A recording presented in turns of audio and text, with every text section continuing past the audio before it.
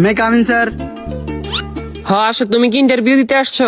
জি জি, আমি ইন্টারভিউ দিতে আসছি। তোমার ফার্স্ট কোশ্চেন বলো তো, এশিয়ার মধ্যে শ্রেষ্ঠ কবি কে? রবীন্দ্রনাথ ঠাকুর। বাহ, খুব সুন্দর খুব সুন্দর। তোমার সেকেন্ড কোশ্চেন, বাংলাদেশে একজন দেশপ্রেমিকের নাম বলো। আছে তো অনেকজন, এই যেমন শেখ মুজিবুর রহমান।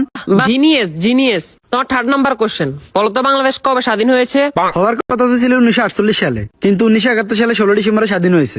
খুব সুন্দর খুব সুন্দর। তোমার লাস্ট কোশ্চেন, বলো তো আকাশে কয়টি তারা আছে? এটা তো এখনো জানা যায়নি, এটা নিয়ে বিজ্ঞানীরা গবেষণা করতেছে। ও গুড গুড গুড, তুমি এবার আসতে পারো।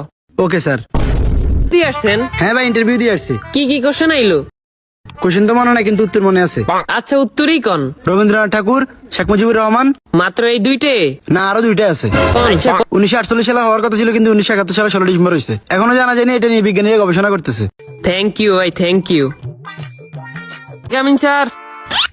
আসো। তোমার নাম কি? রবীন্দ্রনাথ ঠাকুর। তো তোমার বাপের নাম কি? শেখ মুজিবুর রহমান। তোমার জন্ম কবে হয়েছে? হওয়ার কথা তো ছিল 1948 সালে, কিন্তু 1971 সালে 16 ডিসেম্বর হয়েছে। এই বেটা, তুই পাগল হয়েছিস নি?